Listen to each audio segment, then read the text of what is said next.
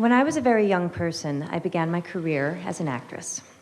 Whenever my mother wasn't free to drive me into Manhattan for auditions, I would take the train from suburban New Jersey and meet my father, who would have left his desk at the law office where he worked, and we would meet under the upper platform arrival and departure sign in Penn Station. We would then get on the subway together, and when we surfaced, he would ask me, "Which way is north?" I wasn't very good at finding north in the beginning, but I auditioned a fair amount, and so my dad kept asking me, "Which way is north?" Over time, I got better at finding it. I was struck by that memory yesterday while boarding the plane to come here, not just by how far my life has come since then, but by how meaningful that seemingly small lesson has been.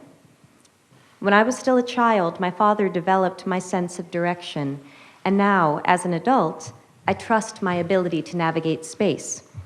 My father helped give me the confidence to guide myself through the world.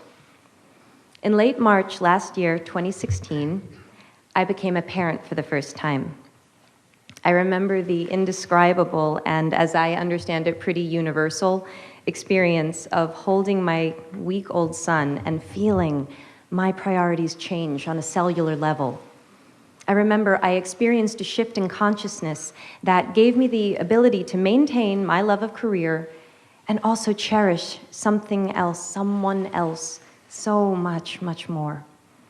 Like so many parents, I wondered how I was going to balance my work with my new role as parent. And in that moment, I remember that the statistic for the US's policy on maternity leave flashed in my mind. American women are currently entitled to 12 weeks unpaid leave. American men are entitled to nothing. That information landed differently for me when 1 week after my son's birth, I could barely walk. That information landed differently when I was getting to know a human who was completely dependent on my husband and I for everything, when I was dependent on my husband for most things, and when we were relearning everything we thought we knew about our family and our relationship. It landed differently. Somehow, we and every American parent were expected to be back to normal in under 3 months. Without income? I remember thinking to myself, if the practical reality of pregnancy is another mouth to feed in your home, and America is a country where most people are living paycheck to paycheck, how does 12 weeks unpaid leave economically work? The truth is, for too many people, it doesn't. 1 in 4 American women go back to work 2 weeks after giving birth because they can't afford to take off any more time than that. That's 25% of American women. Equally disturbing, women who can afford to take a full 12 weeks often don't, because it'll mean incurring a motherhood penalty, meaning they will be perceived as less dedicated to their job and will be passed over for promotions and other career advancement. In my own household, my mother had to choose between a career and raising 3 children, a choice that left her unpaid and underappreciated as a homemaker, because there just wasn't support for both paths. The memory of being in the city with my dad is a particularly meaningful one, since he was the sole breadwinner in our house, and my brothers and my time with him was always limited by how much he had to work. And we were an incredibly privileged family. Our hardships were the stuff of other families' dreams. The deeper into the issue of paid parental leave I go, the clearer I see the connection between persisting barriers to women's full equality and empowerment and the need to redefine and in some cases destigmatize men's roles as caregivers. In other words, thank you.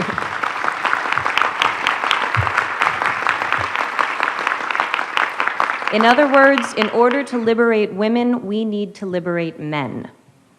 The assumption and common practice that women and girls look after the home and the family is a stubborn and very real stereotype that not only discriminates against women, but limits men's participation and connection within the family and society.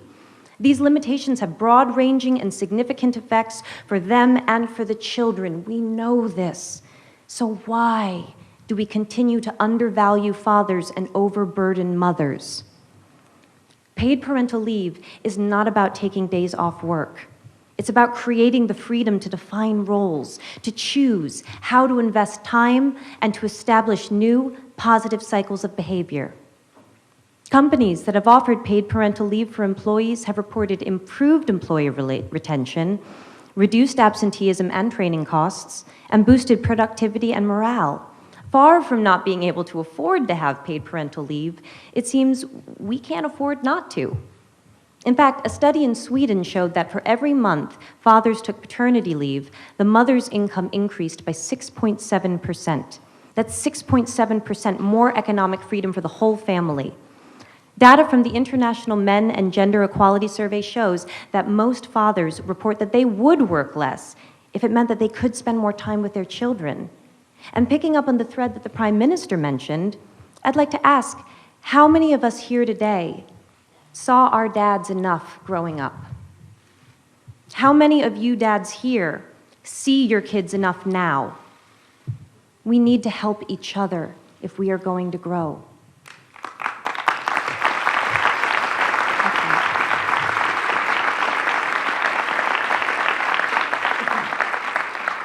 Along with UN Women, I am issuing a call to action for countries, companies, and institutions globally to step up and become champions for paid parental leave. In 2013, provisions for paid parental leave were in only 66 countries out of 190 UN member states. I look forward to beginning with the UN itself, which has not yet achieved parity, and whose paid parental leave policies are currently up for review. Oh, you're going to see a lot of me. Let us lead by example in creating a world in which women and men are not economically punished for wanting to be parents. I don't mean to imply that you need to have children to care about and benefit from this issue. Whether or not you have or want kids, you will benefit by living in a more evolved world with policies not based on gender. We all benefit from living in a more compassionate time where our needs do not make us weak. They make us fully human. Maternity leave or any workplace policy based on gender can, at this moment in history, only ever be a gilded cage. Though it was created to make life easier for women, we now know it creates a perception of women as being inconvenient to the workplace. We now know it chains men to an emotionally limited path, and it cannot, by definition, serve the reality of a world in which there is more than one type of family. Because in the modern world, some families have two daddies. How exactly does maternity leave serve them?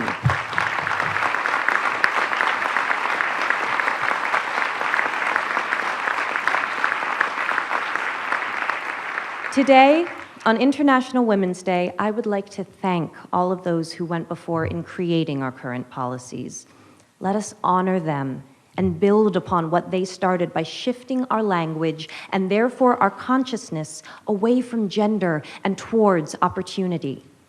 Let us honor our own parents' sacrifice by creating a path for a more fair, farther-reaching truth to define all of our lives, especially the lives of our children. Because paid parental leave does more than give more time for parents to spend with their kids. It changes the story of what children observe and will from themselves imagine possible. I see cause for hope.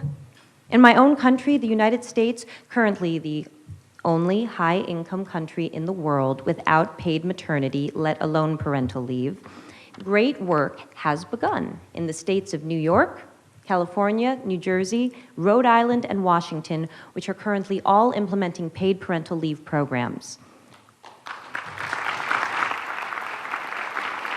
First Lady Chirlane McCray and Mayor Bill de Blasio have granted paid parental leave to over 20,000 government employees in New York City. We can do this.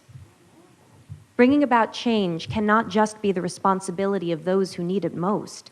We must have the support of those in the highest levels of power if we are ever to achieve parity. That is why it's such an honor to recognize and congratulate pioneers of paid parental leave like the global company Danone. Today, I am proud to announce Danone Global CEO Emmanuel Faber as our inaugural He for She thematic champion for paid parental leave. As part of this announcement, Danone will implement a global 18 weeks, gender-neutral, paid parental leave policy for the company's 100,000 employees by the year 2020.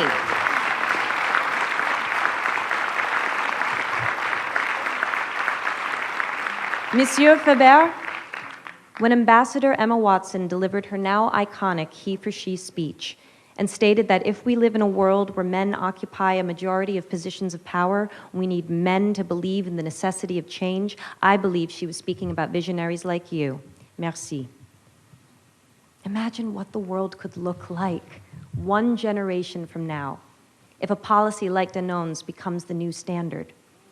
If 100,000 people become 100 million, 1 billion, more. Every generation must find their north. When women around the world demanded the right to vote, we took a fundamental step towards equality. North. When same-sex marriage was passed in the US, we put an end to a discriminatory law. North. When millions of men and boys and prime ministers and deputy directors of the UN, sorry, the president of the General Assembly, that's what happens when I go off script.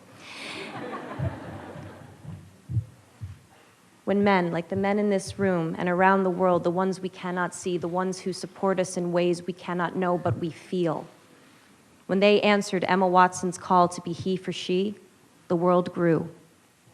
North. We must ask ourselves, how will we be more tomorrow than we are today?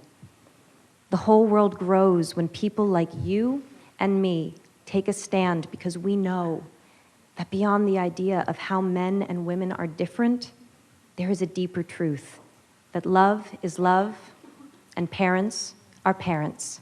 Thank you.